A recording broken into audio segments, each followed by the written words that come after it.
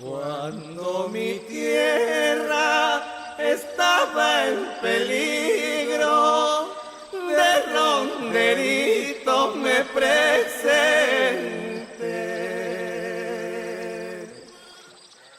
Cuando mi tierra estaba en peligro. Investigación exploratoria y descriptiva que seguramente abrirá una vez de investigación sobre las dinámicas internas, en este caso de la comunidad nativa, en la selva, ¿no?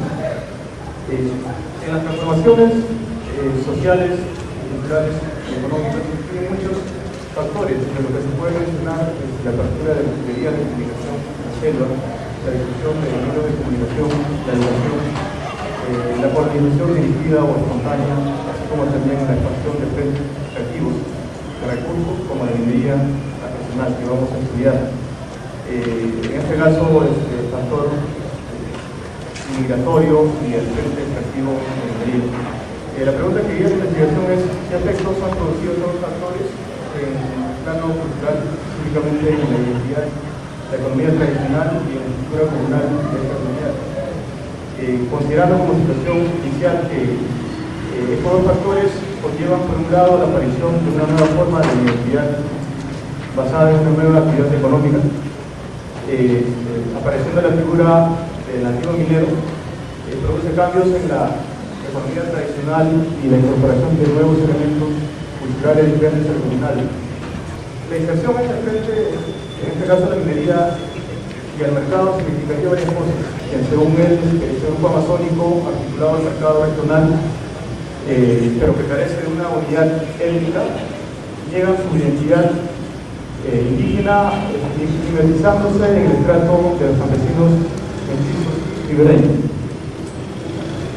Bueno, también hasta aquí la doctora Marta tiene algunos artículos sobre los procesos de transformación cultural, dos artículos que hablan sobre cómo los campesinos, cómo los indígenas pasan a ser campesinos producto de su trabajo, de su inserción en la actividad administrativa del territorio. Bueno, vamos a hablar de cultura, vamos a tomar el modelo del himno, que define la cultura en un área superficial que está constituido por patrones de conducta pública, cuya área en cambio es más fácil, producto de las influencias externas, y en un núcleo cultural que está constituido por la religión, la lengua, los valores, las emociones y según él, este núcleo es más difícil de cambiar, en todo caso el cambio es más lento. Bueno, hemos considerado aquí algunos elementos de este núcleo cultural en el estudio de la comunidad San José de Jerez, que está ubicado en el distrito de Madre de Dios, provincia de Manta, el departamento de Madre de Dios. Que la sociedad está compuesta por 5 clanes, tiene un crecimiento poblacional inestable, la comunidad tiene un crecimiento poblacional inestable. En el año 1993 tiene una población de 152 habitantes, en el 2005 crece a 380 y en el 2011 crece a 264 habitantes. La actividad económica tradicional y complementaria es la agricultura de subsistencia y también la pesca, y había que decir aquí que la caza, digamos, que se ha dejado de practicar porque los varones no disponen del tiempo necesario para esta actividad, por todo caso han perdido las habilidades, y es más, los animales han migrado a otra zona producto de la actividad minera artesanal, que se desarrolla sobre todo en las áreas de los ríos, en las playas y en el interior del bosque. Dato de 1975, cuando dos jarabes jóvenes compran 2 motobombas tenidas a través de un crédito facilitado por los municipios, cuya presencia en esta parte de Madre de Dios ha sido bastante fuerte, incluso hasta la actualidad. En la comunidad San José de Caribe, los actores involucrados en el desarrollo de esta actividad extractiva es el nativo y el colono andino. Los colonos andinos consideran a los nativos como inferiores, primitivos en muchos casos, mientras que los nativos consideran a los colonos como portadores de ideas adecuadas que tienen mejores condiciones para trabajar en la mina, para proceder, para actuar en la sociedad o en la ciudad de Puerto Maldonado. En la comunidad San José de Carene eran sobre todo colonos andinos que llegan de la sierra de Abancay, de Apurímac, de Cusco, de Arequipa. La razón principal para llegar a estos colonos es el factor trabajo. Siguiente. Hay un testimonio, por ejemplo, hay un testimonio, en ese testimonio se ve que en este caso el colono llega de Abancay, estimulado o animado por un paisano suyo, llega a la comunidad primero al distrito de Huartecure, después llega a la comunidad de San José de Carene. Al mismo tiempo también la migración de estos colonos a la comunidad es estacional en muchos sentidos, en el sentido de que permanecen como trabajadores en la comunidad y luego van a otro. Pero cuando estos colonos son patrones de mina, su estadía en la comunidad es mucho más larga, pudiéndose en muchos casos establecer relaciones matrimoniales con una nativa del lugar, razón por la cual se quedan viviendo en la comunidad. El acceso a los recursos mineros de la comunidad, que es parte de estos colonos, se hace cumpliendo ciertos requisitos. Primero tienen que pedir permiso a la comunidad en calidad de invitados, por la cual deben pagar regalías mineras que van de 10 a 30 gramos de oro. Luego quedan sujetos a las obligaciones comunales de la comunidad. En muchos casos, los colonos andinos, para escapar de este control en el acceso a los recursos, utilizan la estrategia de establecer relaciones comunales con una nativa del lugar. Pero la comunidad, en muchos casos, está frenando esta estrategia de parte de los colonos. La llegada de estos colonos al mismo tiempo influye en la cultura local nativa. En el testimonio número 1, por ejemplo, podemos ver de que los colonos influyen en la práctica económica de los nativos, enseñándoles la forma de trabajar en la mina, la forma de utilizar el mercurio. Se nota ahí que los colonos tienen una racionalidad extractiva, según Chichón y otros, los andinos cuando llegan a la ciudad. La actividad extractiva minera artesanal está significando el desplazamiento de la economía tradicional que cuidaba relaciones recíprocas como parte de la economía del don que refuerza los lazos sociales. Así también está generando otras formas de relaciones más personales, donde el elemento mediador es el dinero en muchos casos. El dinero para los nativos se ha convertido en un elemento importante, valorándolo socialmente. Por ejemplo, en el testimonio número 4 vemos que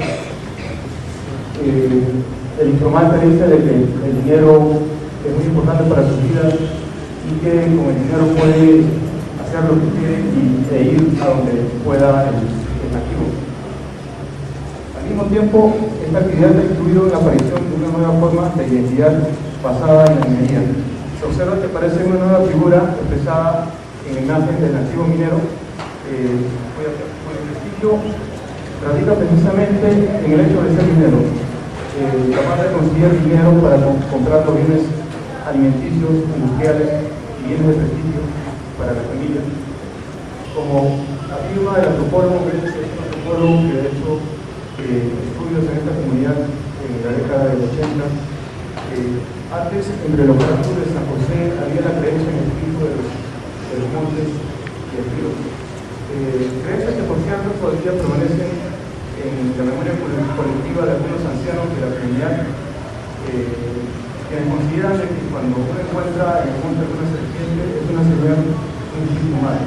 Otros también creen que la contextura física, corporal de una persona está relacionada al cumplimiento de un tabú sexual postparto, según el cual luego del nacimiento del hijo, el padre no puede tener relaciones sexuales con la madre del niño, de lo contrario, el niño no sería delgado por el caso de la adultez. Sin embargo, estas creencias digamos que ya no son referentes para la generación joven, que mayormente están influenciados por el mundo externo y por los medios de comunicación. En la comunidad todos tienen cable, gozan de electricidad, se sientan en las noches a ver programas de televisión o de cable. En general se puede decir de que los padres de San José están más ocupados en el trabajo de extracción minera, teniendo poco tiempo para la preservación y la reproducción cultural relacionado al mantenimiento de estas creencias tradicionales. Por otro lado, esta actividad extractiva también está significando una desestructura comunal y pérdida del control de la comunidad sobre sus miembros. Como dice James Pons en un artículo sobre la falla de los bienes, sobre la falla de la comunidad con el mercado en la tragedia de los bienes comunes, y afirma que en un nuevo contexto económico el uso de los recursos es desenraizado de las relaciones sociales locales, haciendo que las comunidades pierdan el control sobre sus asuntos económicos, asuntos de poder interno. Sí, en un nuevo contexto económico se puede decir que las relaciones sociales tradicionales, la reciprocidad, se desarraiga de la nueva actividad económica extractiva como la que estamos estudiando. En este nuevo contexto económico, las relaciones recíprocas que se dan dentro de la comunidad tienden a deteriorarse, la cual se acentúa cuando muchas familias se asientan en sus áreas de extracción minera, procurando extraer más y más oro para el beneficio propio y ganancia propia. En este sentido, hay un proceso de individualización en la comunidad, en el sentido de que se procede bajo una lógica individual en el aprovechamiento de los recursos y procurando obtener una máxima ganancia para el beneficio propio. Vemos ahí en ese mapa que los puntos dorados son las áreas de extracción minera. En estas áreas los nativos construyen viviendas precarias. Muchas de estas áreas están unidas en el centro comunal, llegando a algunos estar a una hora o 40 minutos de minutos.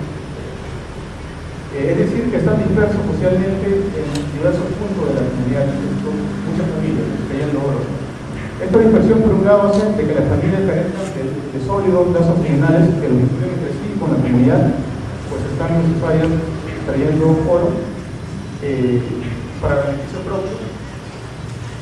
Por otro lado, también esta dispersión genera una pérdida de control de la comunidad sobre sus miembros, habiendo muchas familias que no cumplen con sus obligaciones comunales, ya sea de asamblea, faena o dar una cuota para una determinada actividad. Y al mismo tiempo también hay familias que muestran una tendencia atomística. Es el caso de una familia numerosa que pertenece a un clan determinado, inclusive ha ocupado cargos en la FENAMAT, que quiere crear una nueva comunidad en su área de extracción minera, área que por cierto es bastante grande y que contiene recursos mineros importantes. Esta área se encuentra muy abajo de la comunidad. La siguiente. En ese acuerdo, por ejemplo, vemos que en el 2005 solo asisten 18 comuneros o nativos a la asamblea. En febrero del 2007 vemos que en 15 y en 2008, 25. Esta inasistencia hace que muchas familias o comuneros adeuden a la comunidad. En junio del 2009 vemos que la deuda va de 30 gramos de oro a 3.000 soles de oro. En marzo del 2010 la deuda va de 10 a 40 gramos de oro. Este último equivale más o menos a 5.000 soles, ¿no? Estando el oro en ese momento cuando sigue 128 soles gramos. Como conclusión podemos decir de que la transformación en la economía, la identidad cultural y en la estructura comunal de San José está en un proceso que todavía no se ha acabado. Esta transformación, como hemos visto, es vinculada por factores externos, para nuestro caso, la expansión del tren extractivo minero del sector personal y la inmigración andina, los cuales influyen en la redefinición y construcción de una nueva identidad en referencia al predominio de una nueva actividad económica. También el caso muestra de que la actividad extractiva genera el desplazamiento de la economía tradicional o la economía del oro. En todo caso, esta economía previve de una manera marginal dentro de un nuevo contexto económico.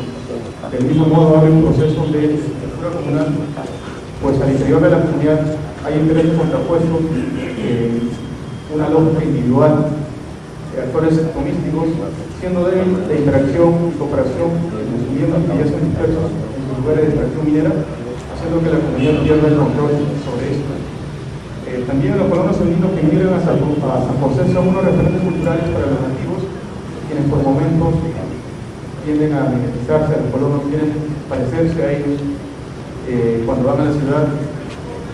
Pero se puede decir de que esto también no forma parte de una estrategia, ya que tiene poca fortalecida su identidad cultural al considerar que su lengua es una fuente de atraso. Si desaparece la lengua ya se habría perdido parte de la identidad de esta comunidad.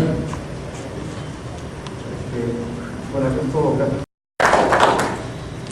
Muchas gracias, señor Rodríguez.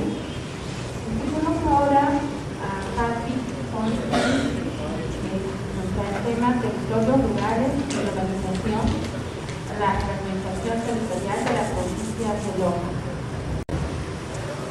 La provincia de Loja se ubica en el extremo interior del mapa del Ecuador, y a unos 120 kilómetros más o menos de la ciudad de Piura hacia el norte. Siguiente. El programa Dinámicas Territoriales Rurales de Luis parte de una tipología de parroquias rurales, observando tres variables: crecimiento económico, pobreza y desigualdad. En este mapa de aquí, los colores un poco más opacos, el rojo significa un desempeño de las parroquias negativo, en el sentido de que no hay crecimiento económico y reducción de pobreza y reducción de la desigualdad. Mientras más verde, más exitoso es la dinámica territorial rural. Muy verde significa entonces crecimiento económico con inclusión social, es decir, reducción de la pobreza y reducción de la desigualdad.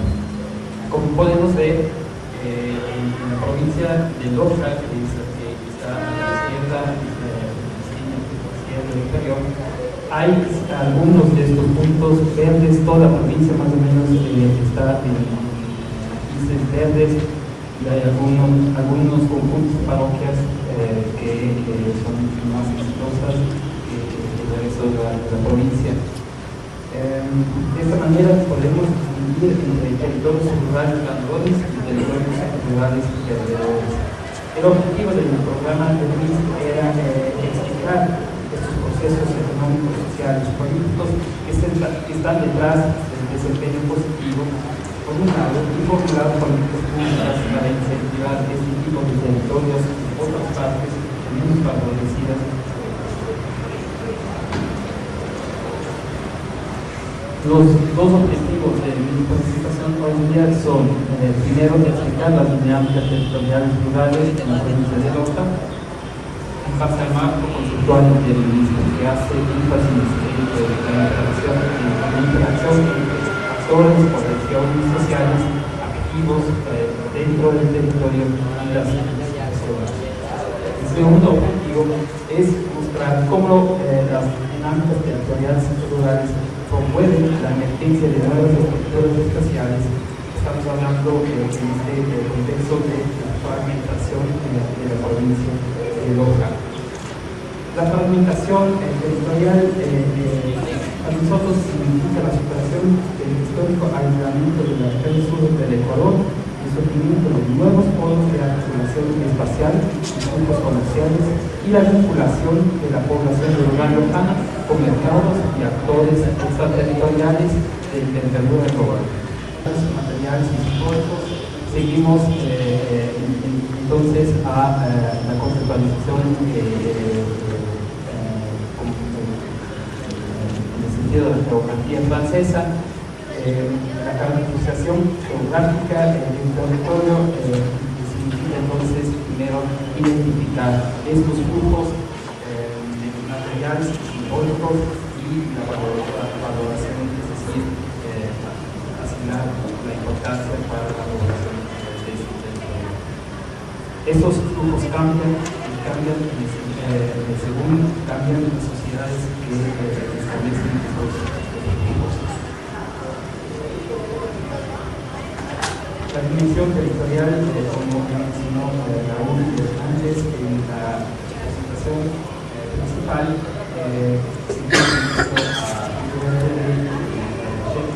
es algo que existe de manera objetiva, pero independiente de los procesos sociales, no es una construcción social. Si seguimos en esta perspectiva, podemos diferenciar tres fases territoriales en el caso de la provincia de Loja. La primera es Altos Bajos,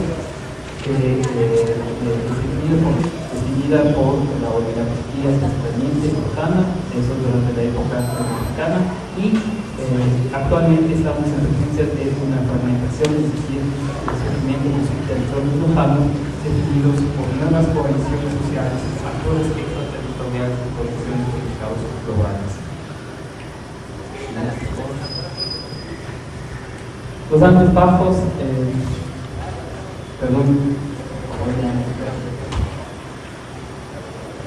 referimos básicamente a esta zona de aquí, entre Cajamarca, Perú, y el norte de Loja y el sur de Zamora.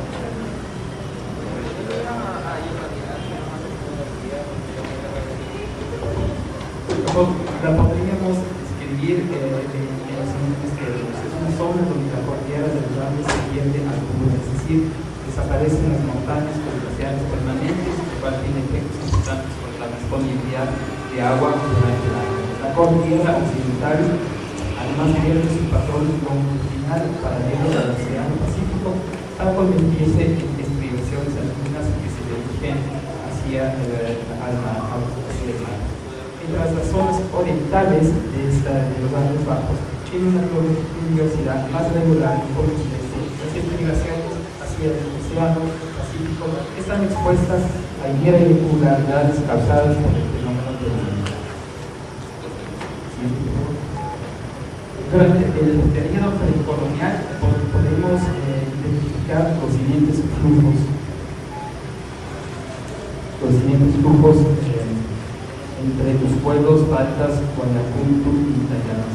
Durante el periodo colonial también podemos identificar flujos que determinan las fronteras territoriales de los Altos Bajos. El primer conjunto de estos itinerarios es la producción minera durante el siglo XVI y posteriormente la producción de cascaría durante el siglo XVIII y XIX. En ambos territorios de la ciudad de Loja juega un papel central. La provincia de Loja, que es la segunda fase territorial que presentamos aquí la configuración, el aislamiento y la condición de frontera son la base de la identidad de este territorio. La frontera con Perú hacia el sur y la poca integración social hacia el norte, oeste y este generan un espacio bastante aislado del contexto político, económico, social del resto de la región. Los itinerarios fundamentales son la oligarquía terrateniente, poca articulada a mercados externos, controla todas las esferas del poder local, que no está interesada de ninguna manera en las innovaciones tecnológicas de producción agrícola. Igual, la ciudad de Loja sigue siendo un centro político en esta fase. A partir de los años 70, entonces, empieza un proceso de fragmentación de la provincia y surgen nuevos subterritorios con relativa independencia de las zonas económicas y políticas tradicionales. A lo largo de ese proceso surgen nuevos hechos urbanos, nuevos puntos familiares históricos y nuevos mercados globales. Aquí lo que vemos es el mapa de una tipología socioeconómica de la actual provincia de Loja. Esta diversificación o diversidad de subterritorios de per se no implica todavía una fragmentación de la provincia. Pero lo que pasa es que muchos de estos cantones han generado una independencia con la ciudad de Loja, que se ve al extremo derecho en azul. Los grupos materiales, simbólicos, etcétera, ya no pasan por esta ciudad, sino han desarrollado independencia y conexiones directas con mercados globales.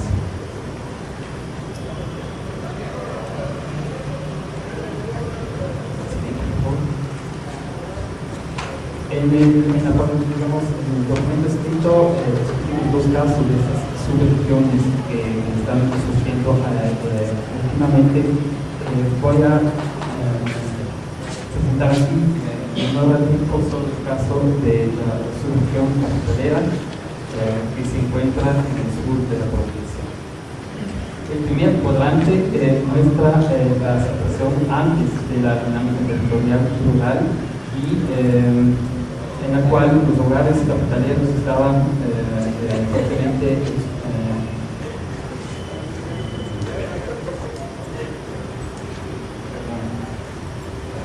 explotados por los comerciantes tradicionales en Alemania a través de precios muy bajos y créditos usureros. La única cosa que de alguna manera mejoraba la situación de los hogares capitaleros eran las cooperativas que recogían las remesas que mandaban los migrantes desde el exterior. Loja es una región que ha utilizado fuertemente población a partir de la década de los 60. En esta situación bastante pesimista y con poco crecimiento económico, se inserta un sistema de comercialización alternativo. Se genera a través de una colaboración entre ONG, Cooperación Internacional y las organizaciones de base de los campesinos. Vemos ahí Procafec, que es la Asociación de Productores de Pequeños Capitaleros Ecológicos, Asociación de Productores de Altura de los Cantones de Espíndola y Pidanga, Procafec y otras organizaciones de base, nuevamente con el apoyo de diferentes ONG, fundaron luego la organización regional Papucatés, la Federación Regional de Asociación de Pequeños Capitaleros Ecológicos de España. Actualmente, Papucatés tiene 1.800 socios que exportan más de 9 unidades de café de alta calidad y puede brindar, por tanto, mejores precios, sustancialmente mejores precios para sus socios. Parte de esta nueva coalición también son los compradores de café locales de Europa y los Estados Unidos, a los cuales Papucatés vende directamente su café. Pero también es parte de la coalición social del banco alemán Delfin. Delfin acepta los contratos de exportación de Papucatés como garantía para poder otorgar créditos importantes a las organizaciones capitaleras. En síntesis, la nueva coalición social Procafec, Papucatés y Delfin debilita el poder de negociación de los comerciantes tradicionales de la ciudad de Calimán con su federal.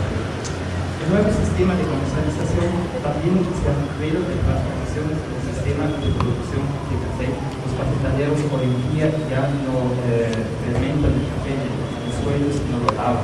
Y este nuevo beneficio de todo el proceso de transformación del café implica muchísima más mano de obra. Entonces, no son solamente los precios que reciben los cafetaleros, sino también existen hoy en día mucho más puestos de trabajo formas de tareas en las mismas cafetaleras, un proceso que también ha tenido efectos muy importantes de discusión de las mujeres de las cafetaleras. Los fondos de los migrantes ya no entregan a las cooperativas tradicionales, sino a las cooperativas de ahorro y crédito locales muy dirigidas en la zona capitalera y que forman parte de la red de entidades financieras equitativas del sur del Ecuador. El cuadrante 4 sintetiza el status quo. Voy a mencionar solo 2 puntos. Llama la atención que la transformación, el surgimiento de esta nueva coalición ha ocurrido a la espalda de los gobiernos locales y otros sectores económicos no directamente involucrados. Esto ha ocurrido también en el maíz y recoge también el comentario de María Demi, que hizo hace un rato, de que el papel de los municipios es más bien un planteamiento normativo, no un proceso real. Además, las coaliciones sociales que sostienen las dinámicas territoriales del país son eminentemente sectoriales, es decir, su base social no es muy amplia. Al analizar las dinámicas territoriales rurales exitosas en la provincia de Loja, entonces, encontramos una progresiva desarticulación espacial y una reorientación de los itineraриos. En el caso de la provincia de Loja, los impulsos de esta transformación provienen de la vinculación con mercados globales y la mayor presencia de actores extraterritoriales. Esto lleva en el contexto de Loja a una expansión de territorios de tipo local, es decir, territorios que combinan aspectos o elementos de la globalización económica con procesos sociales locales. La fragmentación territorial en Loja, es decir, la presencia de este tipo de territorios locales, significan la superación de relaciones tradicionales de poder y por eso han permitido el surgimiento de dinámicas territoriales rurales exitosas que tienen efectos económicos y positivos para la población rural. Al mismo tiempo, por ser una dinámica territorial rural limitada en el sentido de que son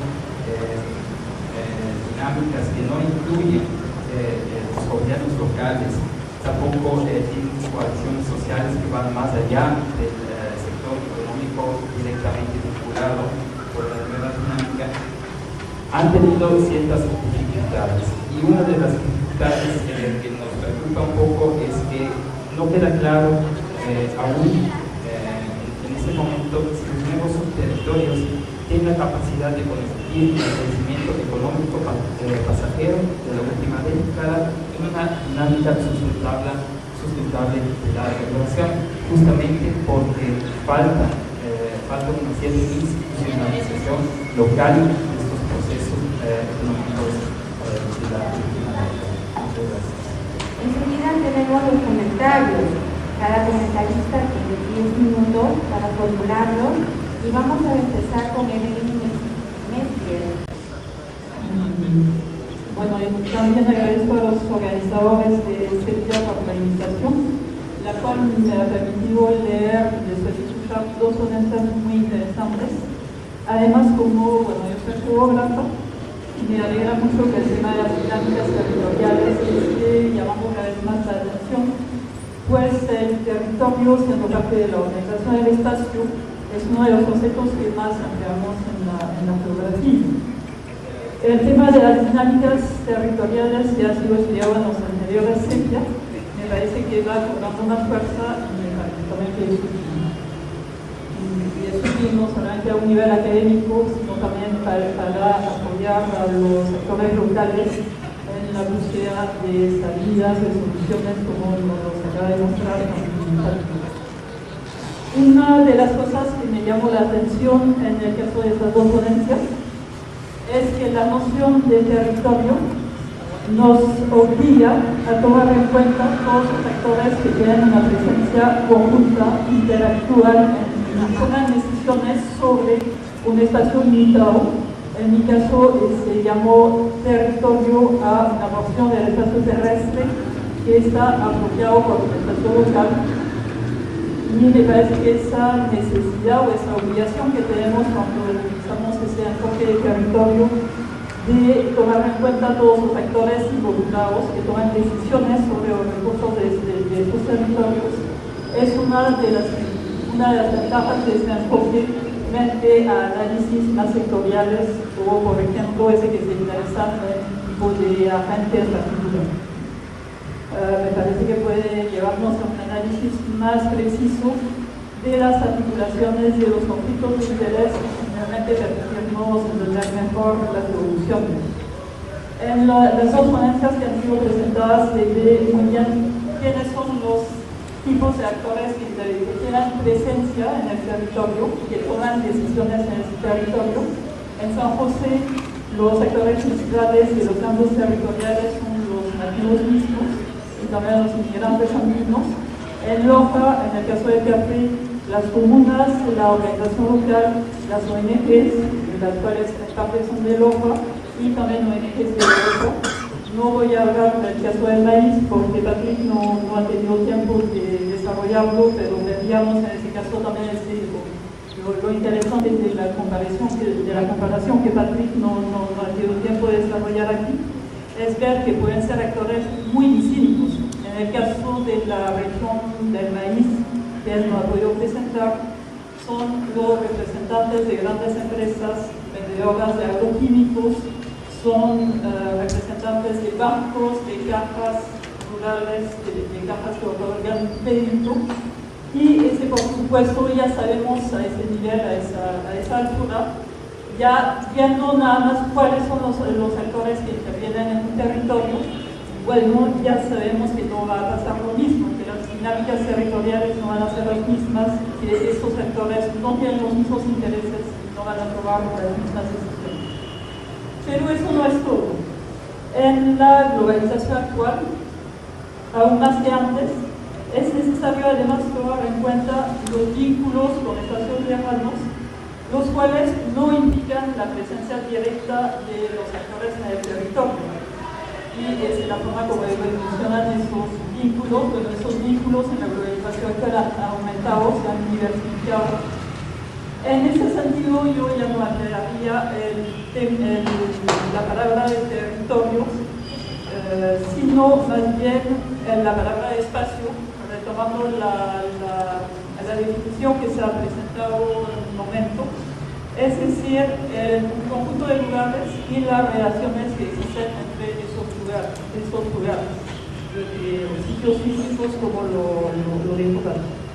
Hay actores que no están presentes en un territorio, ni siquiera tienen representantes como las grandes empresas, pero pueden tener, sin embargo, un muy gran peso en las dinámicas territoriales.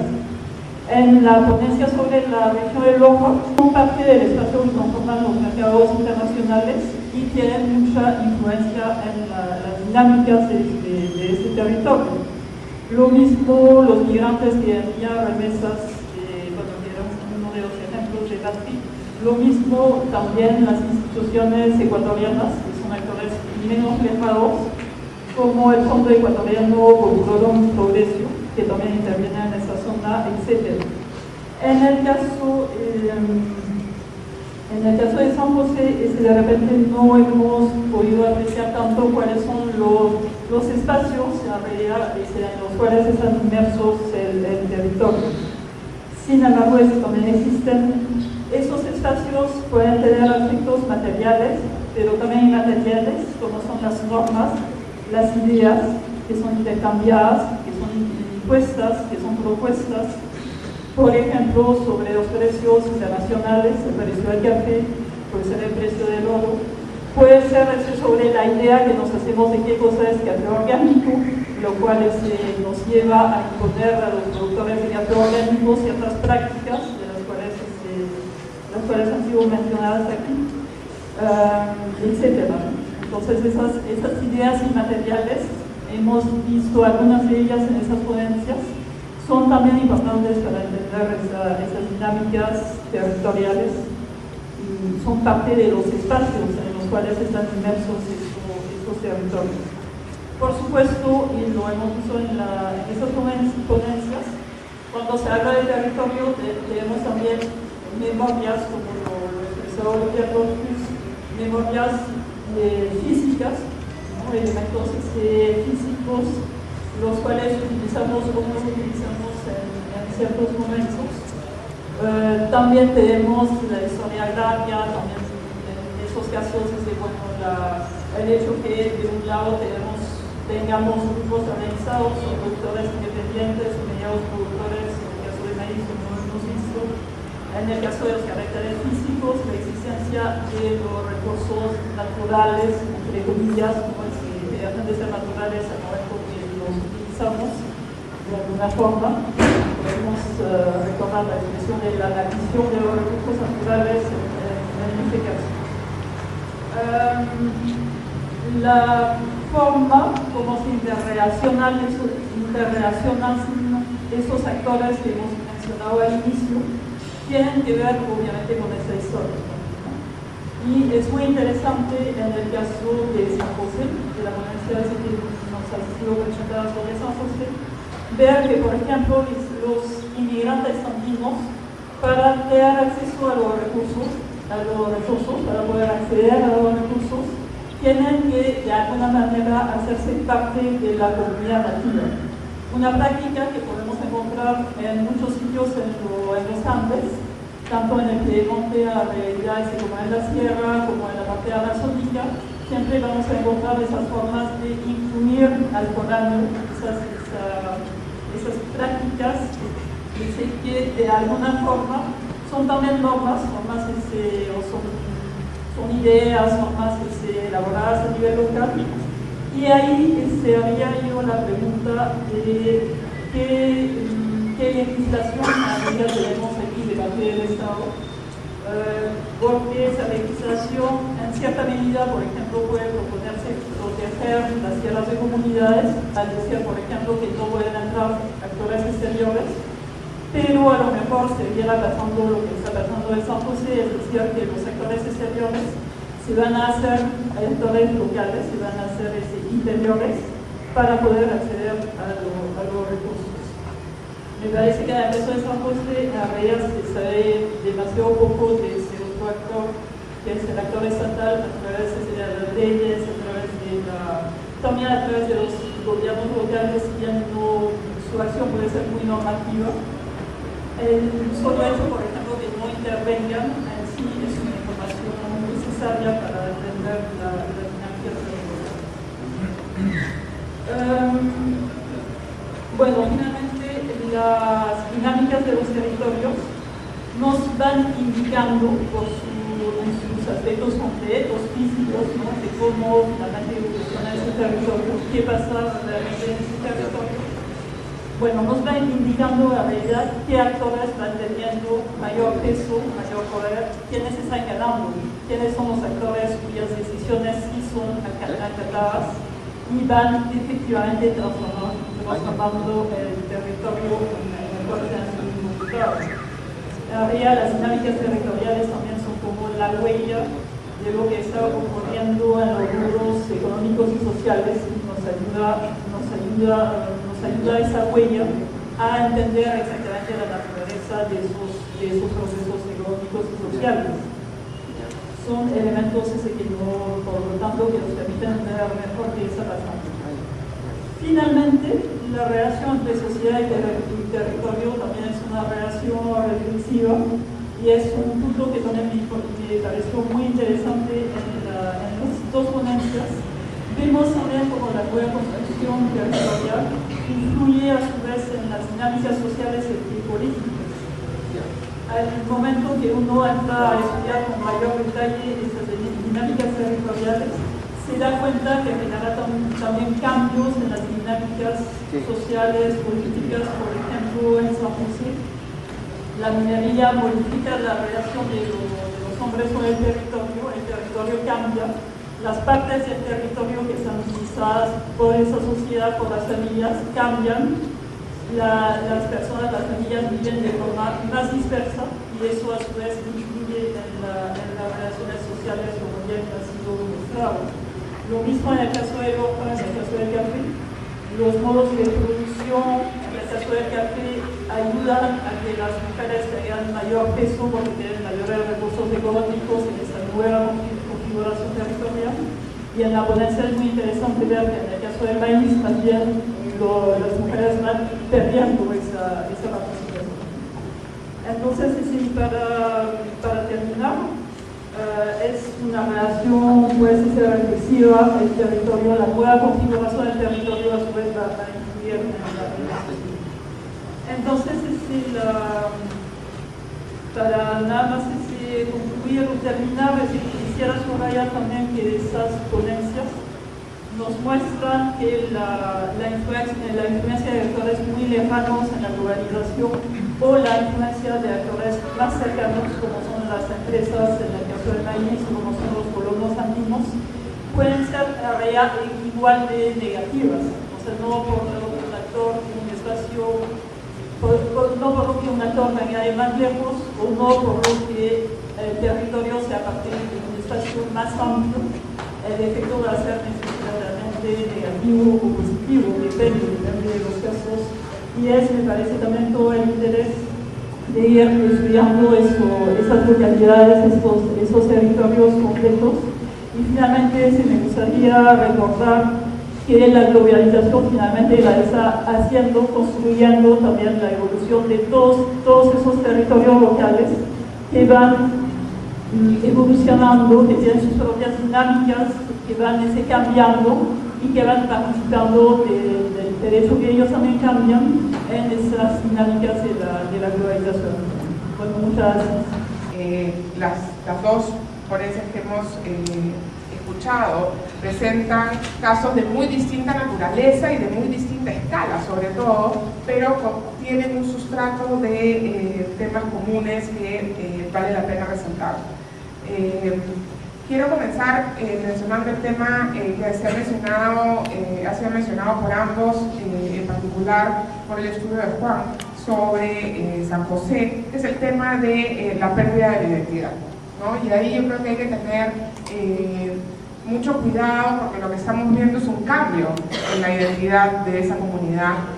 Lo que estamos viendo es un cambio en la relación de ese grupo humano con el espacio en el que se desenvuelve y con los actores que vienen de fuera, que, como bien decía Evelyn, no vienen de fuera y se instalan a un lado de la comunidad, sino que de una u otra manera, por las propias reglas comunales, se insertan o se ven obligados a insertarse en la vida de la comunidad, no solamente para obtener los permisos para desarrollar su actividad económica, entre comillas, a todas luces una actividad muy complicada en términos de la relación con los activos naturales, con el propio cuidado de la salud y con la legalidad. Cerrando el paréntesis, pero además se insertan en la comunidad de modo tal que terminan estableciéndose un conjunto de matrimonios, tanto de mujeres de la comunidad con colonos como viceversa, y esto trae cambios importantes en cómo discurren las actividades sociales y cómo se enfrentan las actividades económicas y esta nueva presencia del circulante, ¿no? El dinero en efectivo, que se vuelve un bien atractivo para todos, pero que termina cambiando. La identidad es una acción negociada, ¿no? La identidad es una negociación entre lo que uno piensa de sí mismo y lo que los demás ven de uno. Y en ese sentido, lo que estamos viendo en este caso es un cambio en la identidad. Es cierto que es posible que se estén perdiendo algunas características de la identidad cultural originaria de ese pueblo, pero también se están cambiando y generando nuevas acciones identitarias marcadoras de esa comunidad, como las nuevas identidades, por ejemplo, de los varones. El estudio de Juan lo que hace es abrirnos una oportunidad excepcional para hacer un análisis de género en este proceso de cambio identitario, donde vemos que las identidades masculinas, como los sistemas mismos de género, están cambiando a partir de esta presencia de estos colonos y del cambio de la actividad económica. Sin embargo, lo más interesante, creo, de la ponencia que Juan presentó es preguntarnos por las consecuencias reales de los cambios en el control comunal a partir del cambio en la actividad económica que trae la presencia de los colonos y de la minería ilegal. Esto en la ponencia está muy bien descrito, cómo ahora la comunidad va perdiendo control, cómo van cambiando las actividades y cómo se van perdiendo actividades comunales y por ende el control de la comunidad sobre determinadas actividades, pero no ahonda en discutir cuál es la consecuencia para el territorio y para la dinámica de ese territorio de este cambio en el control, ¿no? Esto hacia dónde va, esta individualización de la actividad económica puede tener un efecto interesante para discutir el efecto final no solamente en la cultura y en la identidad de la comunidad, sino en sus posibilidades de inserción económica a más largo plazo. En el caso del estudio de Loja, tengo la ventaja que he escuchado como 12 veces esas presentaciones sobre el estudio de Loja y hemos tenido oportunidad de estar en muchas discusiones sobre lo que implica el caso de Loja y lo que aporta el caso de Loja. Yo lo primero que quisiera comentar es que los invito a que lean la ponencia de Loja, porque el contrapunto café-maíz es quizá lo más interesante del caso de Loja, ¿no?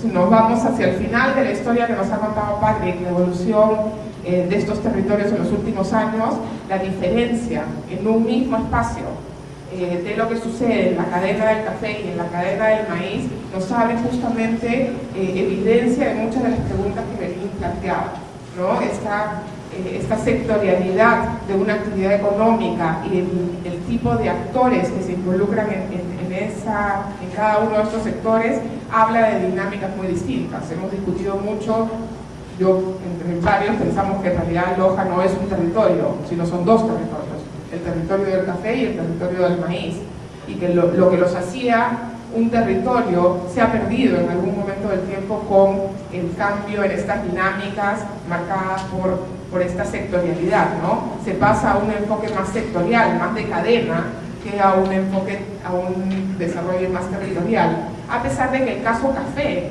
sí mantiene mucha mayor identidad territorial que el caso maíz, que es una cadena productiva más típica, muy marcada por la presencia justamente de los intermediarios comerciales que articulan y que definen el ritmo de esa dinámica. Es interesante además en este contrapunto café-maíz de Loja la diferencia en las coaliciones que se forman alrededor de cada una de estas actividades económicas sectoriales, ¿no? Y en ello Patrick en particular ha desarrollado un trabajo discutiendo las implicancias de género de estos desarrollos sectoriales y de sus características, y discutiendo no solamente el cambio en la capacidad de agencia que han registrado las mujeres en estas dos cadenas productivas, revelando que hay un efecto importante también en la capacidad de un sector económico, de una actividad productiva, de generar procesos de desarrollo, de cambio social, político y no solamente económico, a partir de las características de esta coalición y de las características de los actores extraterritoriales que participan en ella. La ausencia del gobierno local, en el caso de Loja, en los dos sectores, es sumamente interesante porque uno esperaría que en el caso de Loja Café, ¿no?, el gobierno local se hubiera involucrado más decididamente, como sí lo hicieron, por ejemplo, los intermediarios financieros, ¿no? Y eso tampoco pasó, ¿no? Entonces ahí hay que preguntarse, claramente no es un tema de las características del sector económico, ni siquiera de la composición de la coalición, ¿no?, lo que está definiendo, ¿no?, el relacionamiento con el gobierno local, o con la interacción de una actividad sectorial con una base social de muy distinta naturaleza, en café versus maíz, con la política local, ¿no? Y ahí quizá separar lo que es el involucramiento real de los gobiernos locales con la articulación de estas dinámicas en los territorios con la política local, ¿no?, más allá de si se logra una política pública local articulada o no el sector. En los dos casos resulta sumamente interesante la discusión sobre cuáles son las consecuencias prácticas e inmediatas de la presencia de esos actores extraterritoriales en la dinámica de estos territorios. Más en el caso de Loja, menos en el caso que presentó Juan José. Hay una discusión sobre cuál va a ser el futuro de estas relaciones de actores extraterritoriales con estos territorios y con las coaliciones que se forman ahí. Una última cosa muy pequeñita antes de acabar con mi tiempo. Es muy interesante en los dos casos el rol del circulante, del dinero, la intermediación, ¿no? Claramente en el caso de San José se desencadena buena parte de la actividad con un proceso de intermediación para las famosas motobombas. Hay una valoración muy alta del dinero en efectivo y hay una clara conciencia de que no hay vuelta atrás, no se puede regresar después de que se ha tenido dinero, ¿no?, que es fungible, que se puede convertir en muchas cosas, a una situación en la cual hay solo intercambio y no hay dinero, ¿no? Y eso es como una cosa que en los testimonios que presentaba Juan está muy claro. En el caso de Loja, la intermediación, por supuesto, viene en un estadio totalmente distinto, había mucha intermediación, pero es muy interesante cómo dos modelos de sistema financiero y de relación con las remesas de los migrantes colaboran o no con el desarrollo de las actividades económicas que terminan articulando un conjunto de actores para el desarrollo de las dinámicas territoriales. En el caso además de Loja, es muy interesante que estamos frente a dos productos, a dos cadenas productivas que generan rentabilidades muy distintas, ¿no? Y aparentemente la cadena del café, que genera rentabilidades menores, termina siendo más interesante que la del maíz, que genera rentabilidades mayores, por los encadenamientos que logra generar con el resto de actividades del territorio y con el conjunto de actores del territorio, ¿no? En el caso del maíz, claramente hay una direccionalidad mucho más clara, a pesar de que es más rentable y probablemente genere un mayor impacto en condiciones de superación de pobreza en menor tiempo, pero que a la larga probablemente traerá menos desarrollo que perseverar en una actividad de menor rentabilidad, pero con mayor efecto sobre la sociedad, sobre el manejo del territorio, como se presenta en el caso de la República. Gracias. Lo que la realidad muestra es que las propias comunidades alquilan sus tierras para la búsqueda de oro, ¿no? Y no me queda, creo que lo has dicho, Juan, si en este caso el oro se saca de las tierras de la propia comunidad. No me llega a quedar completamente claro. Eventualmente sí, y es bastante común, ¿no? Entonces este factor exógeno del hombre andino migrante que genera cambios en la identidad cultural no me llega a quedar completamente claro. Y me imagino que lo mismo ocurre en el oro, en Ecuador, donde eventualmente la nueva actividad minera y esta dinámica podría generar un cambio importante en las dinámicas territoriales en esa parte del territorio, ¿no? Cada vez más fuerte. Entonces, ese es un tema que me gustaría profundizar. Me parece interesante la data etnográfica que han recogido, pero me parece que hay un par de problemas teóricos y de enfoque que yo te sugeriría que revises, ¿no? El primero tiene que ver con tu marco conceptual para trabajar el tema de la identidad. Y creo que la teoría de Ralph Hinton, ¿no es cierto?, no queda del todo claro a qué estás refiriéndote tú cuando hablas de identidad. Y creo que sería mucho más sugerente, ¿no?, a partir de la propia autodefinición que hacen los arangus en San José del Caribe. Es decir, cómo ellos mismos se definen como arangus y a qué le llaman ellos ser arangus. Y quizás eso te permitiría entrar a otras dimensiones. Yo, por ejemplo, trabajando con shipíos que viven en las ciudades, ellos tienen una forma de hablar de lo que significa ser shipío hoy en día, donde, claro, ya no se dedican ni siquiera a pesca, viven en la ciudad y sin embargo se siguen considerando shipíos. Entonces ahí hay una pregunta, una sugerencia. Una segunda tiene que ver con la dinámica comunal. Y creo que ahí también, más todavía que en el caso de la identidad, corres un riesgo de malinterpretar una serie de tu información que es muy valiosa, muy interesante. ¿Por qué? Porque las comunidades amazónicas son un invento de los años 70. La lógica siempre ha sido una lógica individual familiar. Entonces el hecho de que se dispersen es lo tradicional. Lo tradicional es vivir de manera dispersa, no de vivir de manera nuclear. La nuclearización, digamos, de la aldea comunal, ¿no?, del espacio urbano de la comunidad, corresponde fundamentalmente al acceso a la educación, a la escuela. La escuela está cerca, los niños tienen que estar cerca de la escuela, entonces las familias mudan una casa cerca de la escuela, pero en realidad, en la mayoría de comunidades, esa es una de las casas que tienen, porque normalmente tienen otra casa lejos del espacio urbano de la comunidad, ¿no? Ocurre también en los Andes, pero es mucho más claro. Y en ese sentido, las actividades, no sé cuánto tiempo que estamos viviendo ahí, que sería interesante revisar, es decir, ¿cuál es lo nuevo? Después de estos 30 años, ¿dónde está lo nuevo?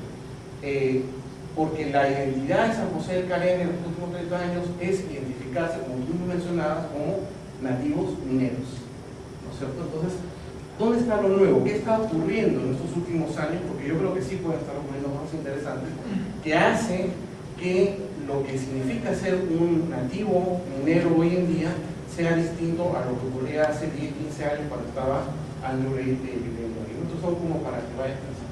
Gracias. La reglamentación de la provincia de Loja me parece importante cuando se plantea también un tiempo más largo de análisis o recoger el tema histórico. Loja se fundó en 1546 por Alonso de Mercadillo, un capitán español, en el sentido, digamos, de una ciudad que había muchas revueltas de los paltas en el comercio entre Lima y Quito, y también un pretexto para conquistar o explorar, ¿no es cierto?, los Pacamoros o la Amazonía desde Loja. Pero creo que en ese tiempo ya había cierta fragmentación. El límite, digamos, el político-administrativo de la provincia de Loja, por su fundación, corresponde a este interés de la época de la colonia. Pero en ese tiempo había unas dinámicas, digamos, que ahora ya no están con mucha fuerza, que era la explotación del oro en Saruma y la comercialización de la cascarilla, que digamos que ayudó a que la ciudad de Loja y como Macama también florecieran. Ahora, me parece importante, digamos, recoger estos elementos históricos muy importantes, pero en los nuevos tiempos yo pienso que los efectos de la globalización como que son de ida y vuelta, como que se contraponen. Es una cuestión de hipótesis, ¿no? Por ejemplo, el tema del café son mercados locales, digamos, hay el mercado, digamos, de consumo del café ecológico orgánico viene desde fuera, desde Europa, que genera que los pequeños agricultores se organicen, produzcan, mejoren su producción y vendan a buen precio.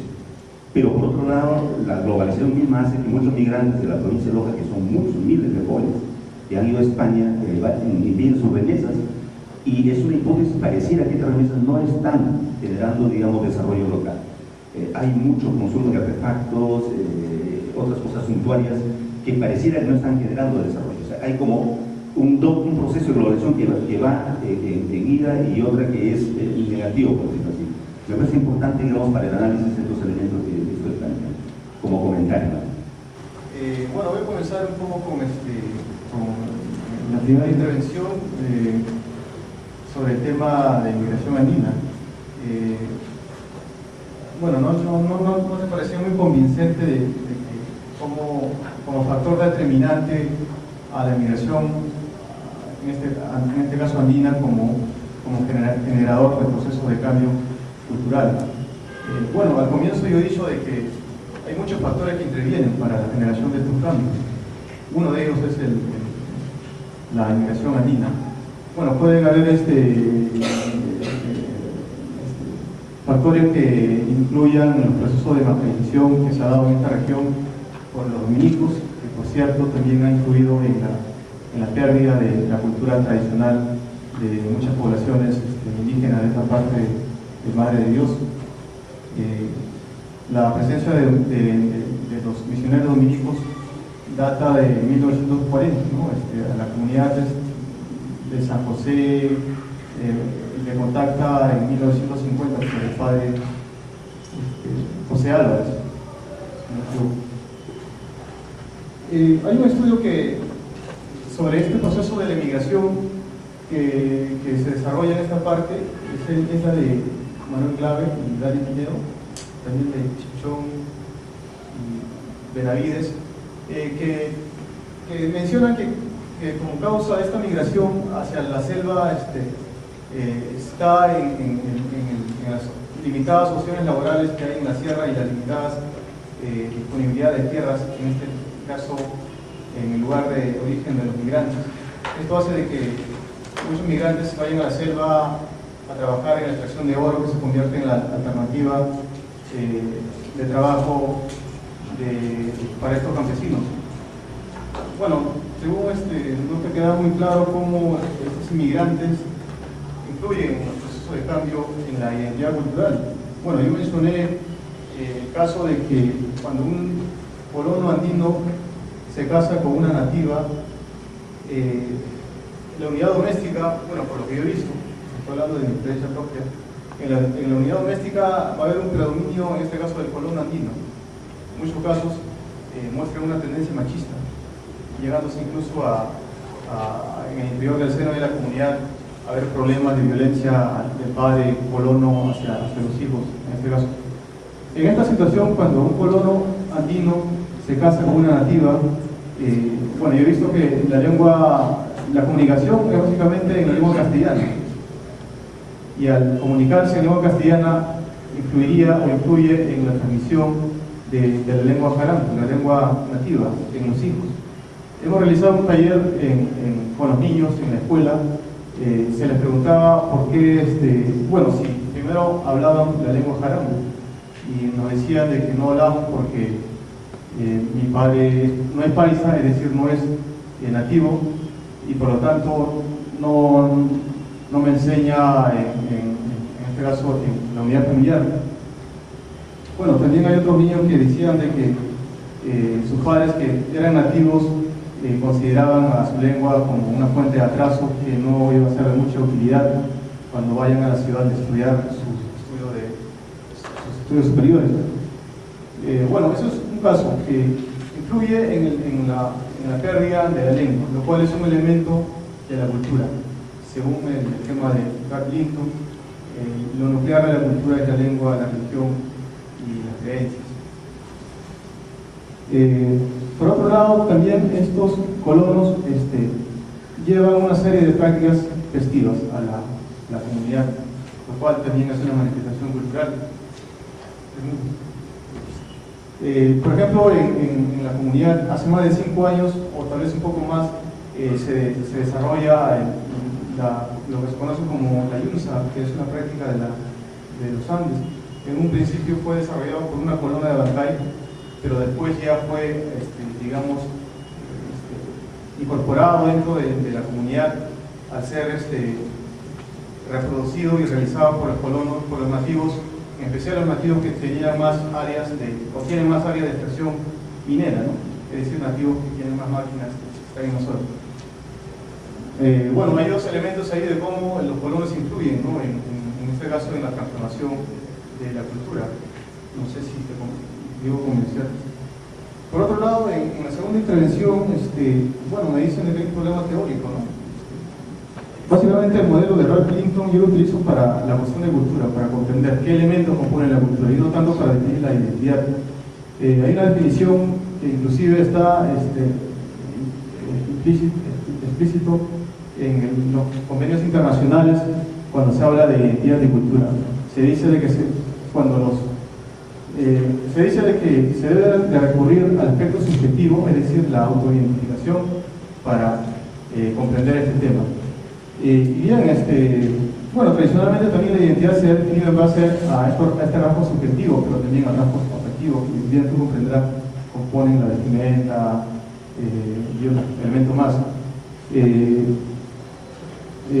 Sabemos que la identidad es relacional porque se construye un otro a partir de la interacción con otro diferente. Sabemos que es múltiple y situacional a la vez porque se toma una identidad según el contexto social y situación diferente, ¿no? Esto se habla como acuerdo. ¿Qué significa ser jarango? Bueno, como dije, significa ser gente, pero también a la vez portador de un idioma que me parece un poco paradójico porque en muchos casos los nativos, los propios actores nativos llevan su idioma y a pesar de eso dicen de que ser jarango significa hablar en este caso la lengua nativa. Ahora, sobre el caso de las dinámicas comunales, me decías de que lo tradicional es vivir esparcido dentro de un espacio comunal. Y claro, y tiene razón que el modelo de comunidad de la Amazonía es un modelo importado de los Andes, ¿no? Con la ley de comunidades, con la ley general de comunidades nativas, ¿no?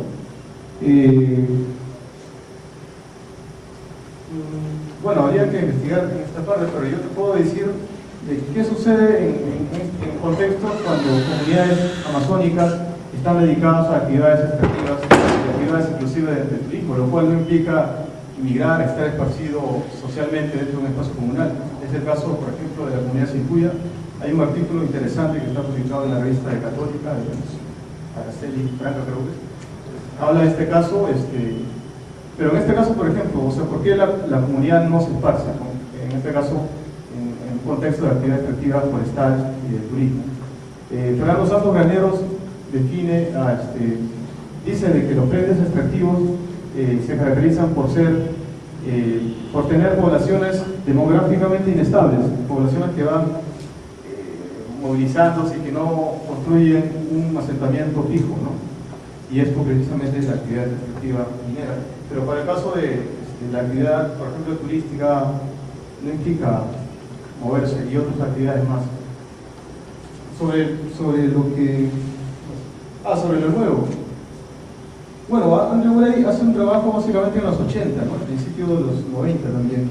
Y yo noto ahí elementos contradictorios en muchos casos, porque él habla de preservación cultural y menciona de que frente a la... Bueno, él también menciona que hay colonos andinos en esta comunidad, pero menciona que frente a esta colonización los nativos tienden a internalizar sus cosmologías, sus prácticas culturales dentro de la unidad familiar. Pero por otra parte, en otras partes del mismo libro habla de que hay un proceso de cambio social en la comunidad y menciona inclusive a un entrevistado nativo que dice de que aquí cada uno ve por su cuenta, bueno, algo así decía, no me acuerdo bien la cita, pero es algo contradictorio, o sea, cómo a pesar de esa preservación cultural hay ciertos actores que no les interesa velar por el resto de la comunidad. Más bien ahora yo veo que bueno, que la comunidad ha cambiado, como hemos visto, parte del centro cultural se está transformando.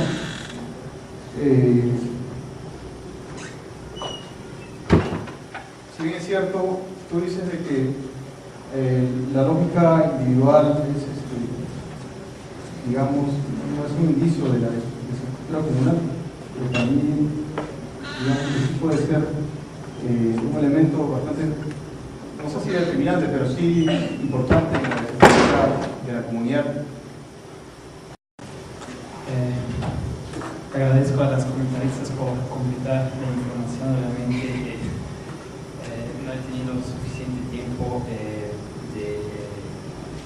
explicar esta comparación entre la dinámica territorial rural del café y del maíz. Bueno, básicamente tampoco fue el objetivo principal, ¿no? El objetivo fue hacer énfasis en esta fragmentación del espacio lojano a lo largo de diferentes procesos sociales, económicos, políticos, etc. Lo que me preocupa es que todavía creo que quedó un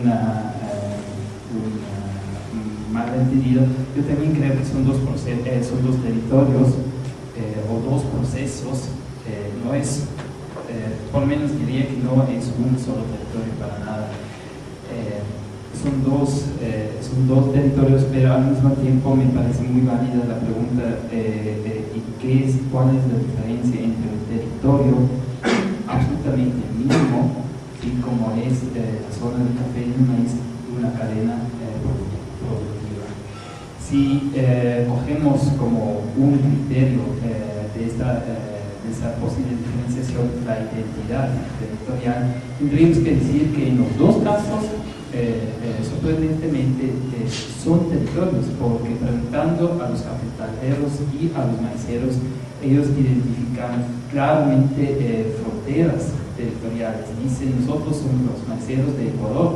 Pintal, por ejemplo, es conocido en la zona como el cantón más maicero de Ecuador. En el caso del café ocurre algo muy parecido. La identidad cafetalera es algo muy presente en esta zona.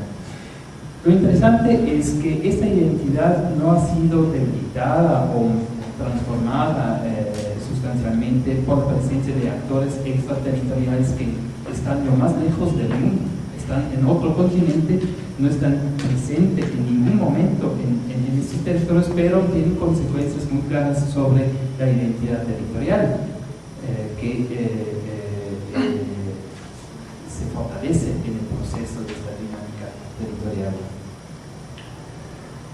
Sin embargo, queda la pregunta, y estos territorios totalmente mínimos porque se reducen a una población con una actividad económica muy sectorial y una ausencia total de otros actores y el gobierno local. ¿Cuál es la diferencia con otros conceptos como la cadena productiva? Me parece que falta todavía sacar un poco más de jugo al estudio de Loja. Era muy interesante la ponencia de balance y creo que habría que hacer más trabajo de reflexión sobre lo que constituye un territorio y lo que no es un territorio. Solo una cosa más sobre los dos aspectos de la globalización. Es muy conocido que la globalización tiene aspectos negativos y otros más bien positivos. Puede ser que en el caso de Loja, un hogar capitalero siente los dos aspectos en su propia unidad productiva. Puede vender el café a un mejor precio, pero la globalización también facilita la migración de la población rural, es decir, el hogar capitalero cuenta con miembros ausentes durante muchísimos años. No estoy muy de acuerdo con el hecho, con la afirmación de que las remesas no han servido para la dinamización territorial, para dinamizar economías rurales. Sabemos que muchísimos estudios en Ecuador han encontrado justamente eso. Las remesas, se dice, no han servido para fomentar la economía, sino han servido para aumentar los niveles de consumo. Sin embargo, en este caso, puede ser que encontramos una excepción. Gracias a estas cooperativas de ahorro y crédito locales, que no son las cooperativas y los bancos tradicionales como el Banco de Loja, que es una institución financiera muy grande. Estas cooperativas de ahorro locales alternativas, ¿sí?, han sido capaces a lo largo de los últimos 5 a 10 años a captar un montón de dinero que es en una buena parte, no sabemos exactamente cuál es la proporción, pero una buena parte de estas remesas fueron depositadas por las mujeres, y ahí también hay un aspecto de los sistemas de género que influye en estas cooperativas de ahorro alternativas. $50,000, que es mucho dinero en un territorio donde la población en un 98% es pobre, fueron utilizados para pagar a la Procafec un crédito que a su vez fue utilizado para otorgar créditos a los hogares cafetaleros. Sin este crédito, este adelanto a la cosecha, los hogares cafetaleros serían incapaces de pagar a los jornaleros y jornaleros que necesitan para cosechar el café. El café últimamente es cosechado a través de un sistema que requiere muchísimo más mano de obra, y eso también implica un costo económico adicional antes de la cosecha del café. Entonces, estos $50,000 sobre, creo, me parece $200,000 vienen de estos ahorros originados o resultado de las remesas. Entonces ahí sí me parece que las remesas pueden generar bajo determinadas condiciones un aspecto muy importante de las economías rurales. Cuando mi tierra estaba en peligro, de ronderito me presenté.